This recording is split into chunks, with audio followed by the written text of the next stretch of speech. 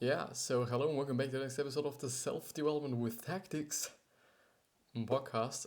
This episode will be a little bit more chilled because this is actually the third one I'm recording today, and it's not because I'm tired because I've made so many episodes, no, but I just see that something is.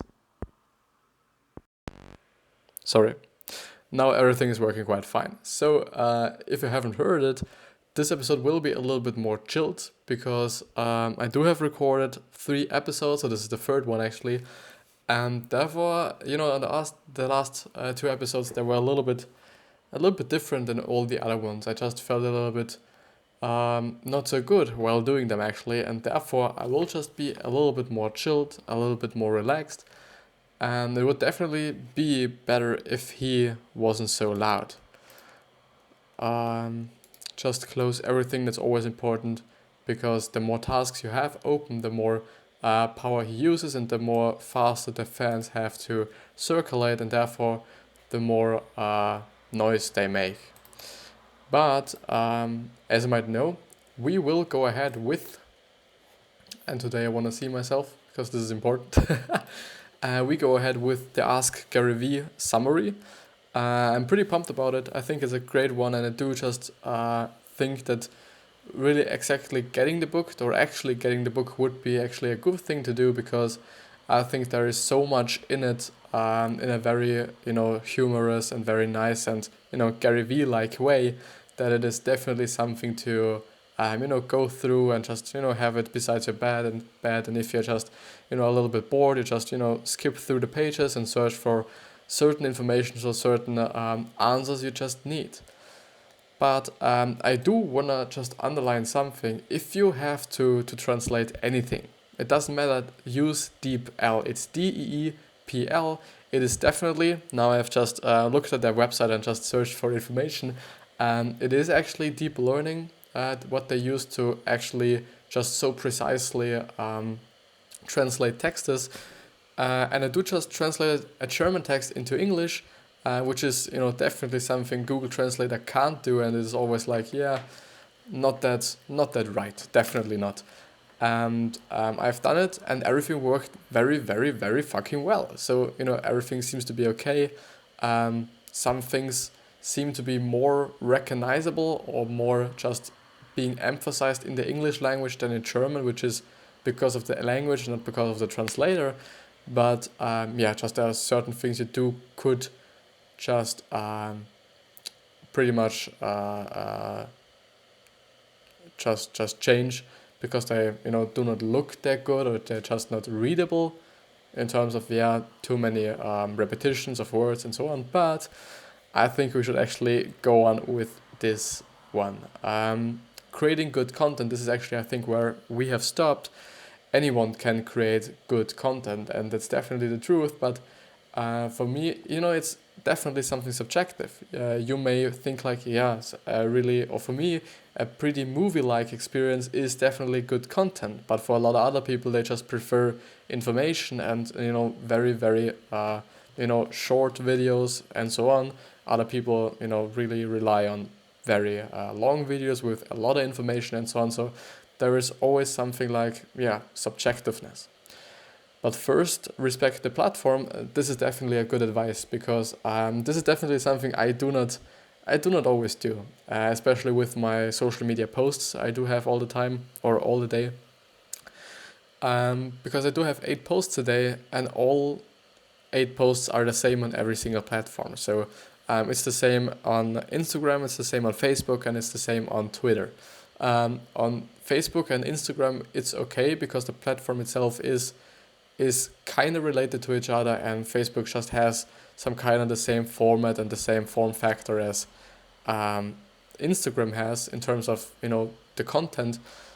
Twitter is a little bit different, because Twitter just uses these horizontal and landscape-like pictures and or previews of your actual pictures. And because I do just post pictures every single time I post something, it is a little bit difficult to just you could definitely be like, okay, you just make your Instagram post. So my go-to platform is Instagram, and I do mainly produced from Instagram, but I do just still post the Instagram post on every other platform as well. So actually they are optimized for Instagram, and therefore actually having them on Twitter is something that you shouldn't be doing, because as I said, they have a different format in terms of the preview, and so therefore you could just be like, okay, if I have text on the picture, I will put it in the center, because as if I remember correctly, Twitter just compresses it, or just kind of presses your picture down, or some kind of frameworks it or frames it into a pretty narrow field, which is often the middle of it, and therefore just putting the text in the middle is always good to just be safe that the text is readable. A 40-year-old woman is looking for something different on Facebook than on Pinterest, totally. On the former, she is keeping up with her friends and family, and on the latter, she is probably shopping and searching for inspiration. So you have to strategize around that and adapt your storytelling accordingly. Definitely, that's definitely true, and you can pretty much see it on Instagram. Instagram itself is a pretty artistic and a pretty fun platform, whereas LinkedIn is a pretty business-like platform. And even though I do have LinkedIn as well, I do quite not post everything on LinkedIn. It's not like every single post that's on Instagram will be on LinkedIn. There are posts I do just really want to be posted there, so I've just used an IFTD. If you know the software, it really creates automations, and I've created an automation or turned on an automation for me, which posts certain posts on Instagram that have certain hashtags in it, and I've chosen the hashtag LI for LinkedIn. That when I do use this hashtag, then this post will be posted on LinkedIn as well. So this is also a good thing to have, and they have a lot of fucking automations also in terms of your so where you are, if you leave a certain place, that your Wi-Fi gets turned off, and all those certain things. So they're actually pretty well done, also from a design standpoint. And yeah, the second one is respect your audience. That means putting out content the 40-year-old woman would like, not the content you would like. And that's definitely the truth. You're just creating content for your target audience and not for yourself, which means also that if you do not like the post you've just made, doesn't mean that your target audience likes it or not. It's always the thing. Gaining a following, this is something that I've been looking for such a tremendously long time. But it's so basic, it's just you have to, put out content every single day. You just have to put out valuable content, things that people actually want to watch. Especially on Instagram, videos just perform better than photos. So actually putting out more videos than you're posting photos would be a good thing. I'm not doing it because of time. But yeah, it's pretty easy. But a lot of people just, search for a shortcut, like, buying followers, or just just having engagement groups, which is something a lot of people do suggest, and I totally suggest you not to do it. I've done it myself, and often it's like, people will still just, don't like your posts while you like their posts, which is, the fucked up part, one of the fucked up parts about it. You can definitely see the difference between a post you have boosted some kind of, with an engagement group, or a post that you have just, naturally posted and gained, natural traction and so on. You can definitely see this, and this is also something that could disturb your analytics as well, because you can't really see, what does your audience really like, because you can't really decide if a like was from a real user or if it was from the engagement group. And so I would definitely say not to use it, because gaining a following. Put out quality content every day and engage around it. And engaging around it is definitely a good point, because social media platforms are there to be social. And this is something, and a really shitty recognition of mine, or really shitty thought of mine, because, it's so obvious. But I've been like, this is it. You have to be just social. And I deeply believe in that Facebook and Instagram and all these platforms still just really kind of favor people who are really active on the platform, because I've just realized or recognized that if I do just engage on Instagram a lot a day, I will just gain more followers and gain more likes and so on. I do not know if it's actually because the people see my comments and go on my profile and check out my things and even like it, or if Instagram is actually just favoring my content and therefore putting it in their algorithm, higher in the rank than, if I'm not posting any comments on other photos, or liking other photos, or liking other comments, or whatever. Because I think they could just, it's their algorithm. They can choose what the algorithm favors and what not, and yeah, they could easily do it. It really is that simple and that difficult. No one becomes a sensation by accident. The talent to put out content is only one piece of the equation, 1% of the magic. 1% of people who make it big in social media might do it on content creation talent alone, but the rest of us have to work our butts off to bring our community into see what we are creating. Definitely, it's not like waiting until someone just steps by and just looks at your content. It's like really putting in the work and doing it actively. A lot of people just put out their YouTube videos, they put out their whatever. They just put up their stuff and just wait for people to come. But the actual thing you should do is be active and go to other people's content, maybe your competitors even, and just comment there, or just like them and follow them and see what your target audience actually needs and what they want. Actually, what I've been thinking about is really going to the follow and unfollow method is total shit. Don't do this. First of all, it really pisses me off if I get a certain time a day I do have 30 followers more than another time. This is just something that pisses me off totally. I do not understand it. It's not like, he followed me, I will definitely follow him back now. No, I won't, because I will just see if somebody followed me and then even likes my pictures a few days and weeks and months even after this, which is something that happened actually. Once a guy followed me and I was like, such a dude again, and he's actually liking all my posts quite, and this is making me pretty happy, and I do just have to tell him. I think I will DM him today, because this is something you do have to pretty I think point out, because this is just it's nice to have people around that are actually sticking to your content and liking your content and so on. But what I wanted to say is that it would be even you totally or might know GaryVee's 180 strategy, which is just going to your competitors or going to your hashtags posts, which, for example, my hashtag would be self-development. Then I go to the self-development hashtag. Then I see, it's on Instagram, by the way. Then I see or look at all the posts there are and like everyone and comment everything and something meaningful. This is the key of it.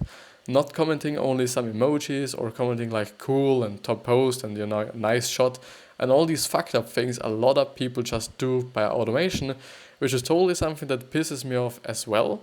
And this totally is useless. It's wasting your money and especially your time, because it's just useless, because people will just notice that it is not something that you have actually written, but something that's only an automation, and therefore they just get pissed off as well, or they just ignore it. But yeah, content on Facebook. I do just have to see, because I've got a message. Sorry for that.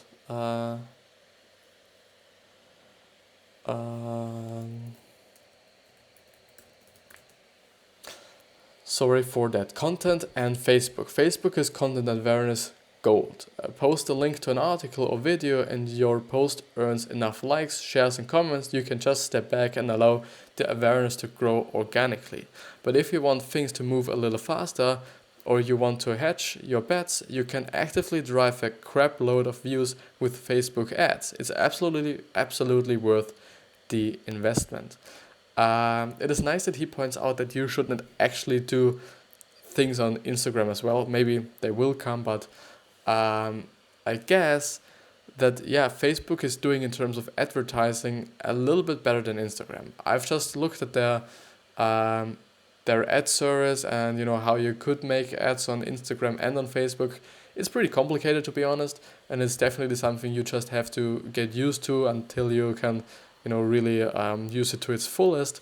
But I think it's actually a great opportunity, especially for really, really small businesses and businesses that are pretty much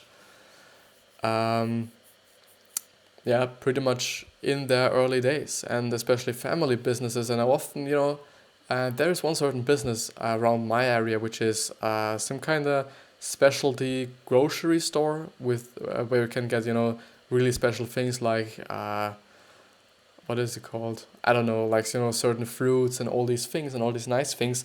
I'm always like, when I get past there, when I just came from school and I'm just walking home, I always just pass them. Yeah, is it called like this? Can you say it? But you will know what I mean. And I always think like, I would totally go in and tell them, please make Facebook ads and please make Instagram ads and whatever to just grow, because there aren't that much people in it. So I don't see it, at least. Maybe there are, so I don't know. Jabs and right hooks. Jab, the content you put out that entertains, distracts, attracts, informs, or otherwise engages and builds a relation between you and your audience. It builds your brand, raises people's awareness of you, of who you are and what you represent, and opens people up to receiving a right hook when the time is right. The right hook then is the content you put out that brings in the sale, the one that offers the 10% off or announces the new line or merely says, buy my stuff. And that's totally right. It's always about giving, and then asking. And this is something that seems to be a difference. You're asking, but you're not taking. Just because you asked for, I don't know, that people buy your shit, doesn't mean that they will actually buy it. I think it always comes up to how good you did your jabs. If you do have really great jabs, the right hook will be more effective. It's also the same thing in boxing as well, I think. If your jabs are pretty shit, then you just lose a lot of energy, and in the business side, definitely money. Then you will just fuck up your hooks again, because your hooks won't be that effective if your opponent has just too much energy or just blocks it off or whatever. The platforms. There are two keys to success of two keys of success. There are two keys to the success of a social network. The first one is win over the youth market. The network that makes Snapchat feel like it's for all people will be the next.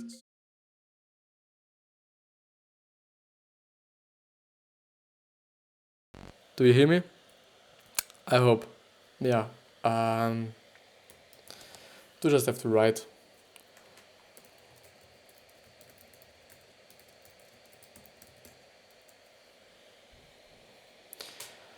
I do just have to see if this is okay.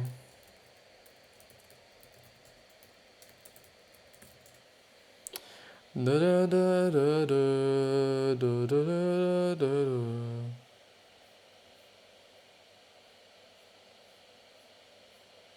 Yeah, let's go through it quickly. So the youth market is especially important because it's the youth market.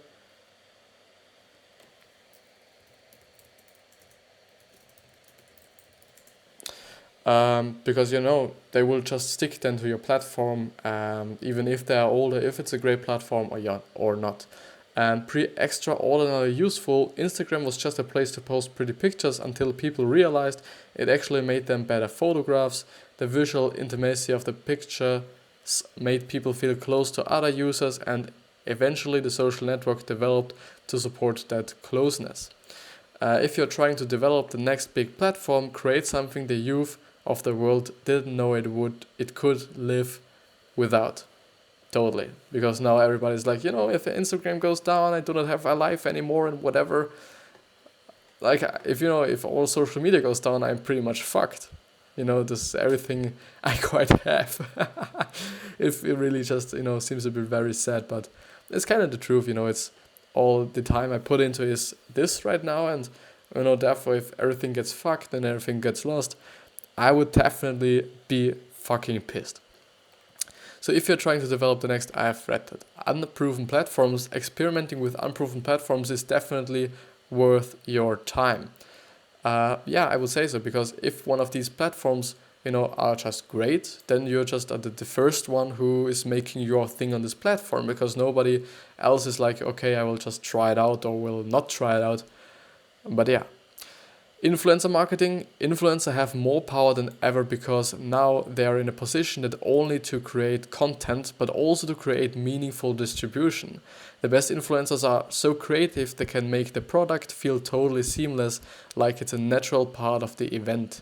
It's why GoPro has done so well. The product is, by its very nature, a seamless part of the scenarios with which they wanted to be associated. Totally. If just they post pictures and they are taken with the GoPro, and so everything is seamless because you are on a image platform like Instagram and so on, so everything is good. My back. Then we have left leadership and failure. Everything in business stems from the top, whether you're the boss of 2 people in a three-person team or the head of a Fortune 500 company. And everything that happens in a company is 100% the CEO's fault. After all, the CEO is the person who puts people into position to make good or bad decisions. It's not accident that when some companies change their CEO, they go from winners to losers or vice versa. It may be the most important variable for success in running a business. And this is the exact same thing that happened to Walmart, as Sam Walton, the actual founder of Walmart and CEO of Walmart, just went to retire, and he just put his vice president into his CEO position. Everything went down, and then he just decided to go back, and it was a little bit of a hard time, because if you just are once the real quite CEO, then you do not want to have or do not want to lose this position because you fucked up. No, totally not. But he managed to just make everything good again, and yeah. Failure doesn't kill you, and that the earlier you do it, the easier it is to recover. The earlier you do it, the easier it is to recover. It's not the failure that's so important as how well you ride after you get knocked on your butt. Don't fail too often, but don't be afraid of it either. So failure is really important, and failure makes you better. Don't fail too often, but don't be afraid of it either. Yeah, so this was actually the summary. And yeah. Do I have something to say again? I did,